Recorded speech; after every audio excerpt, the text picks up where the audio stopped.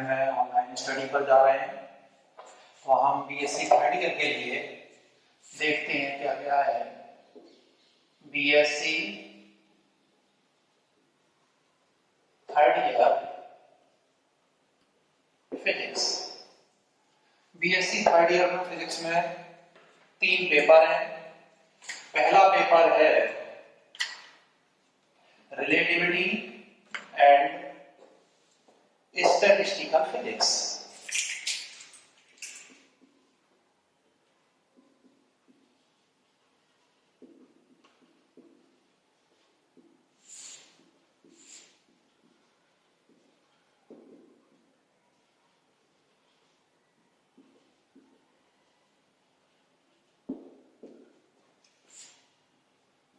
First paper है। Second paper है solid state and nuclear physics.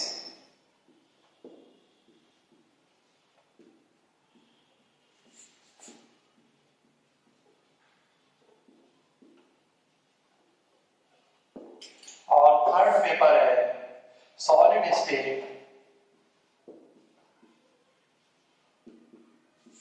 Electronics.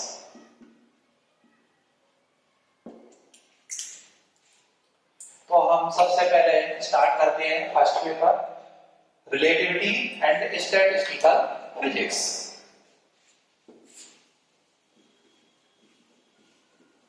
ये हमारा फर्स्ट पेपर है रिलेटिविटी एंड स्टैटिस्टिकल फिजिक्स, और इसमें भी हम जो है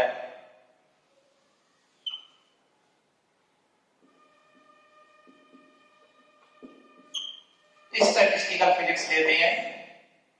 4 यूनिट है हर एक पेपर में, तो इस पेपर में हम पहली यूनिट लेते हैं स्टैटिस्टिकल फिजिक्स।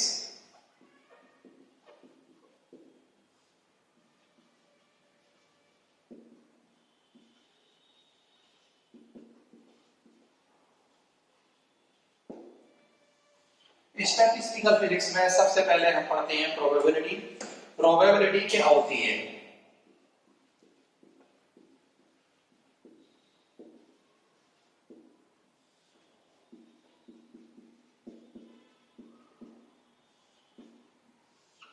प्रायिकता।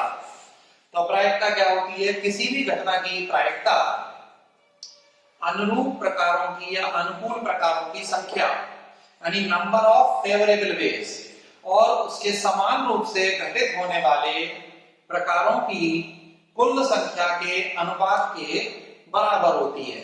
यानी किसी भी घटना की प्रायिकता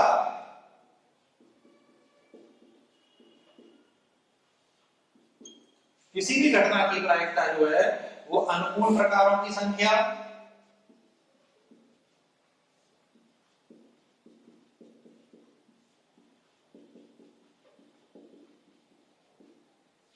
इसे कहते हैं number of favourable ways upon कुल प्रकारों की संख्या।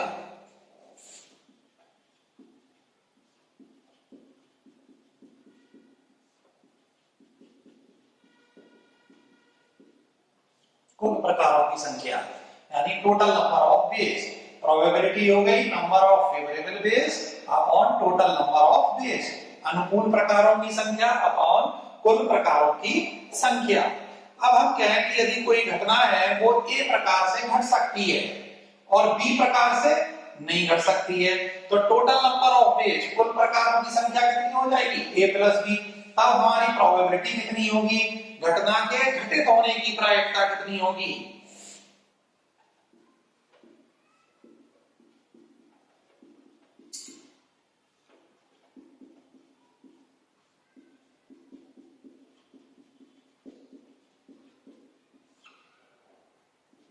इसे हम पीई से या केवल पी से रिप्रेजेंट कर देते हैं। तो घटना कितने प्रकार से घट सकती है? ए प्रकार से। और टोटल कितने प्रकार हैं? ए प्लस बी। इसी तरीके से घटना के घटित ना होने की प्रायिकता, तो हम इसे लिख सकते हैं पी डैश से या पीई डैश से। घटना कितने प्रकार से नहीं घट सकती? बी प्रकार से। और टोटल नंबर ऑफ वेज है ए प्लस बी। तो यहां हम लिख सकते हैं यदि कोई घटना ए प्रकार से घट सकती है तथा बी प्रकार से नहीं घट सकती, तब घटना के घटित होने की प्रोबेबिलिटी, किसी भी घटना के इवेंट की अकरेंस कितनी होगी, a upon a plus B, और घटना के घटित ना होने की प्रोबेबिलिटी कितनी हो जाएगी, p dash upon b upon a plus b। तो हम अगर इन दोनों को जोड़ें, घटित होने की प्रायिकता और घटित ना होने की प्रायिकता, तो pe plus p e dash total मिला करके अगर हम देखें तो कितना हो जाएगा, यानी कि टोटल प्रोबेबिलिटी कितनी हो सकती है, ज्यादा से ज्यादा प्रोबेबिलिटी 1 हो सकती है। कोई भी घटना घटित होगी इस बात की संभावना कितनी है, 100% ज्यादा से ज्यादा। तो घटना कितनी तरीके से, एक हो सकती है प्रोबेबिलिटी, मैक्सिमम प्रोबेबिलिटी 1 और मिनिमम प्रोबेबिलिटी कितनी हो सकती है, 0। तो प्रोबेबिलिटी 0 और 1 के बीच में लाई करती है। अब हम इसके कुछ एग्जाम्पल देखना चाहें तो जैसे अगर हम ये कहें कि एक सिक्का है और उसे उछालें, तो उछालने पर क्या होगा भाई, या तो उसका हेड ऊपर आएगा या फिर उसका टेल ऊपर आएगा। तो घटना के कुल घटने की प्रायिकता कितनी है, हेड और टेल, यानी दो प्रकार से घटना घट सकती है, तो हेड आएगा या टेल आएगा। तो एग्जाम्पल इसका हम ले रहे हैं सिक्के वाला। तो अगर कोई सिक्का अगर हम उछाला जाए, टॉस करें अगर हम किसी कॉइन को, तो घटना पर हेड आने की probability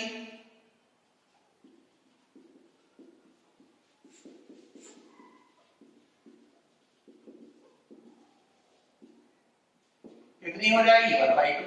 total number of days सिक्का उछाल रहे हैं तो एक ही कंडीशन हो सकती है जो कि हेड ऊपर आए। इसी तरीके से टेल आने की प्रोबेबिलिटी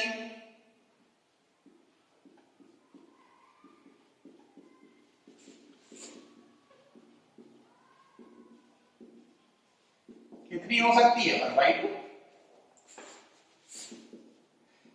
सेकंड एग्जांपल लेते हैं, डाइस या पासा जिसे हम कहते हैं, जो लूडो में खेला जाता है। तो उस पर क्या होते हैं, 6 फेस होते हैं और 6 फेसों पर 1 2 3 4 5 6 इस तरीके से उस पर डिजिट्स जो है लिखी हुई होती हैं। तो यदि हम किसी डाइस को टॉस करें, उछालें, तो उस पर किसी भी अंक के ऊपर आने की प्रोबेबिलिटी, पासे को कहते हैं डाइस,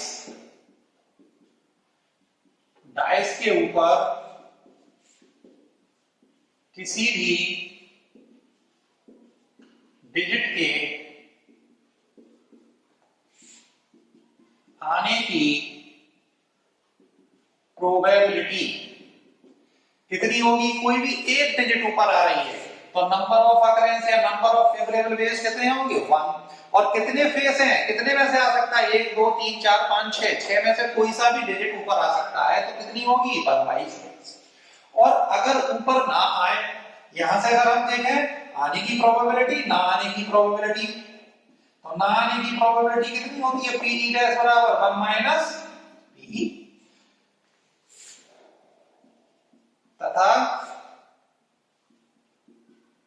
उसी डिजिट के ऊपर ना आने की प्रोबेबिलिटी कितनी हो जाएगी, 1 माइनस 1/6, दैट इज 5/6। इसे हम क्या कहेंगे, पी ई डैश, और ये क्या कहलाएगी हमारे पास, पी। एक एग्जांपल और लेते हैं हम ताश के पत्तों का।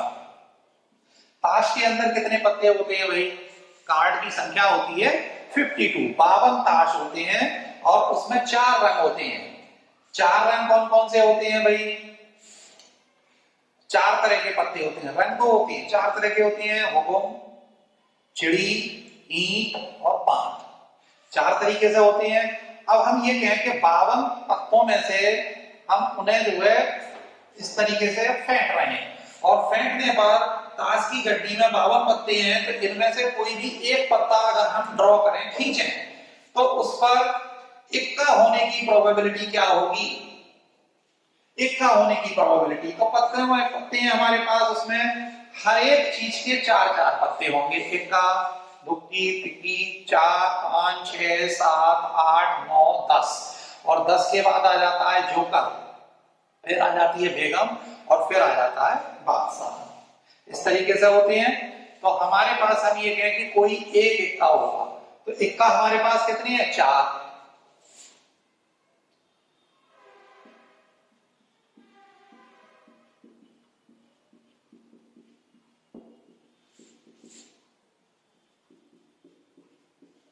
एक पत्ता खींचने पर, ड्रॉ करने पर,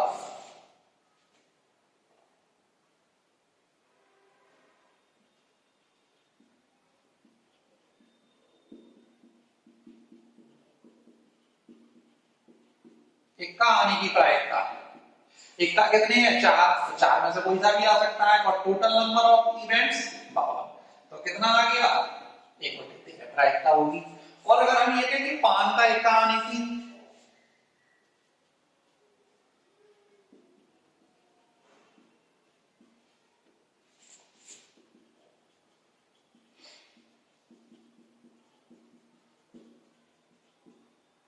तो 52 तत्वों में पान का इक्का एक ही होगा। तो number of occurrence favourable base 1 और नंबर ऑफ टोटल बेस 52, तब इसकी प्रायिकता हो जाएगी 52। तो ये चीज समझ में आ गई होगी। इसी तरीके से एक एग्जांपल और लेते हैं। कोई बॉक्स है हमारे पास, उसमें 4 बॉल हमने बंद कर रखी है। अब 4 बॉल कैसी हैं? अलग अलग कलर की हैं चारों बॉल, और हम ये कहें उनमें से एक गेंद बाहर निकाले हैं, और उसको भी किसी भी एक रंग के होने की प्रोबेबिलिटी क्या होगी? 4 अलग अलग रंग की बॉल है, तो 4 घटनाएं होंगी। अगर हम बॉल निकालेंगे तो 4 निकल सकती हैं अलग अलग कलर की। अब हम ये कहें कि उसमें से किसी एक पर्टिकुलर कलर की, जैसे लाल रंग की बॉल निकालें, तो कितनी होगी?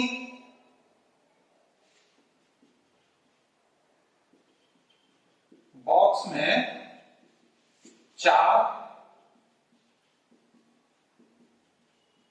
अलग अलग रंग की गेंदें हैं।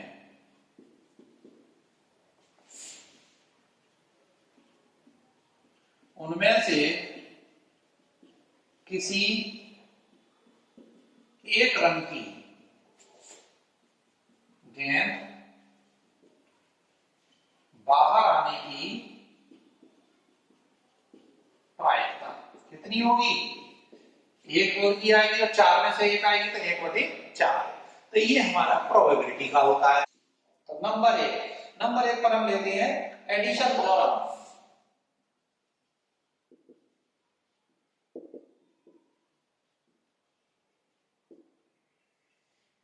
योगात्मक प्रमेय, एडिशन थ्योरम। तो इसके अनुसार किन्हीं दो परस्पर अपवर्जी घटनाओं, अपवर्जी होती है म्यूचुअली एक्सक्लूसिव इवेंट्स, अपवर्जी घटनाओं में से किसी एक घटना के घटित होने की प्रोबेबिलिटी उन घटनाओं के अलग अलग घटित होने की प्रोबेबिलिटी के योग के बराबर होती है। अगर हम एग्जाम्पल लें, तो एग्जाम्पल में क्या है? एक पासे को फेंकने पर किसी भी एक संख्या, जैसे हमने मान लिया पासा फेंक रहे हैं, उस पर किसी भी एक संख्या जैसे 2 के ऊपर आने की प्रोबेबिलिटी कितनी होगी? 1/6। और अगर हम फिर कहें कि एक डिजिट जो है 4 ऊपर आने की प्रोबेबिलिटी, तो कितनी आएगी उसमें? 1/6। अब हम ये 2 आ जाए या 4 आ जाए, इसकी प्रायिकता क्या होगी? तो इसकी प्रोबेबिलिटी निकालने के लिए कितनी होगी इसकी प्रोबेबिलिटी भाई?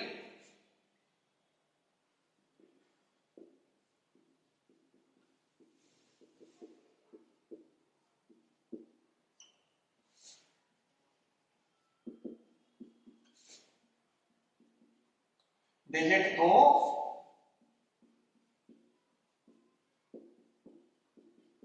ऊपर आने की प्रोबेबिलिटी कितनी होगी? 1/6।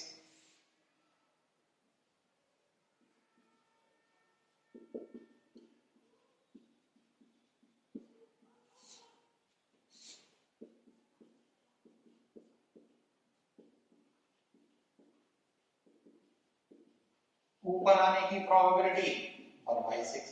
अब हम कहें या तो 2 ऊपर आ जाए या 6 ऊपर आ जाए, 2 या 6 में से कोई सा एक अंक ऊपर आने की प्रोबेबिलिटी।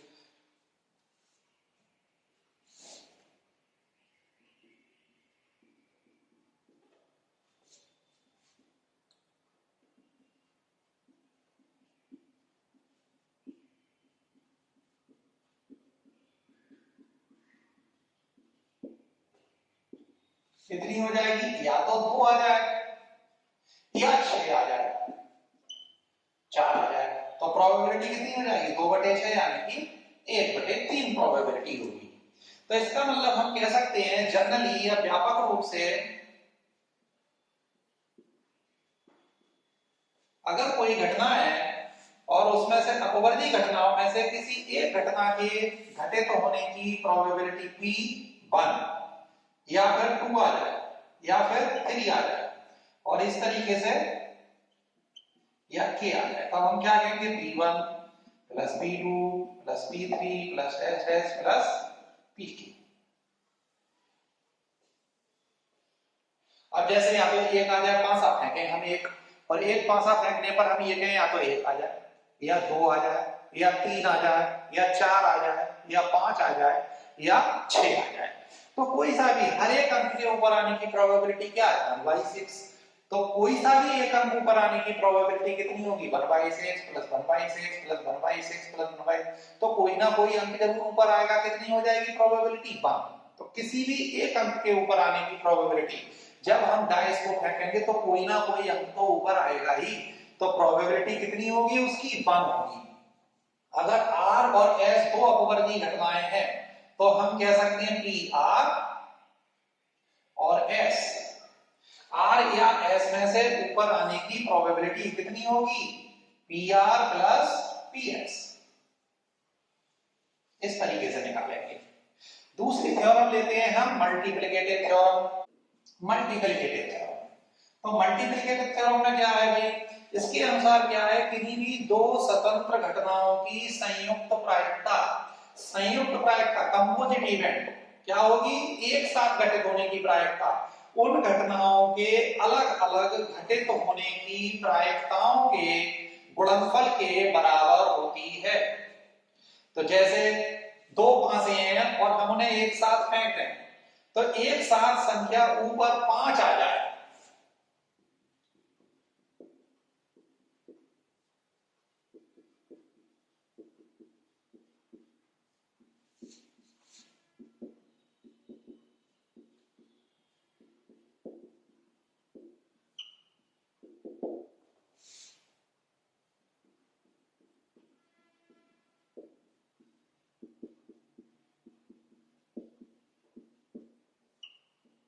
कितनी होगी? पहले पांसे पर ऊपर आने की प्रायिकता 1/6। इसी तरीके से दूसरे पर आने की प्रायिकता 1/6, तो कितना हो जाएगा? 1/36। तो ये कौन सी थ्योरम लगेगी? मल्टीप्लिकेटिव थ्योरम इसमें लगेगी। और व्यापक रूप से जनरली, साधारण रूप से हम क्या कह सकते हैं? एक ऊपर आ जाए, दूसरे पे 2 3 4 इस तरीके से की, तो क्या हो जाएगा? P1 into P2 into P3 into dash और P। अगर दो पासे हैं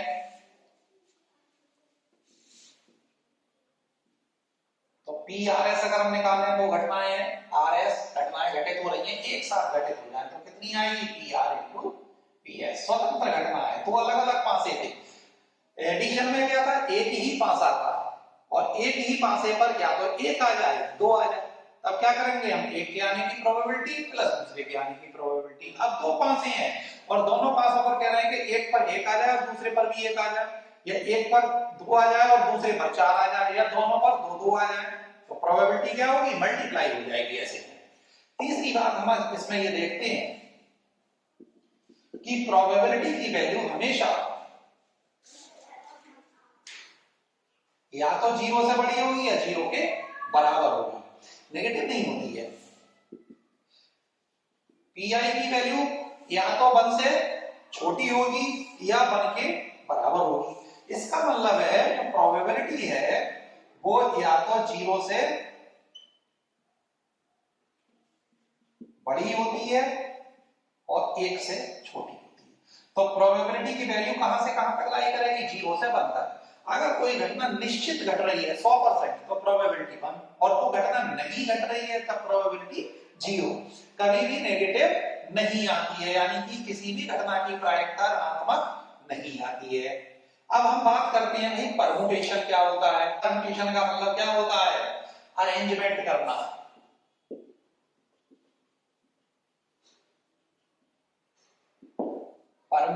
परमुटेशन मीनिंग होती है अरेंजमेंट। क्या होती है वैल्यू? एनपीआर की वैल्यू अगर हम देखें तो कितनी होती है? फैक्टोरियल एन अपॉन कितना आ जाता है? Factorial n minus r. और अगर हम एनपीएन की वैल्यू निकालें तो factorial n upon factorial n minus n, r की जगह एन लगा दो तो कितना हो गया? Factorial n upon factorial 0। कितना आया? Factorial n. क्यों आया? क्योंकि फैक्टोरियल 0 की वैल्यू 1 होती है। इसी तरीके से कॉम्बिनेशन। कॉम्बिनेशन का मीनिंग क्या होता है?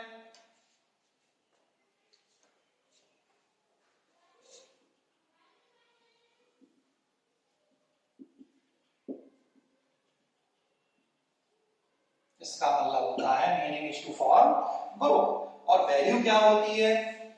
सी से रिप्रेजेंट करते हैं एनसीआर। कितनी होती है? Factorial n upon factorial r factorial minus r. और अगर हम एनसीएन की वैल्यू देखें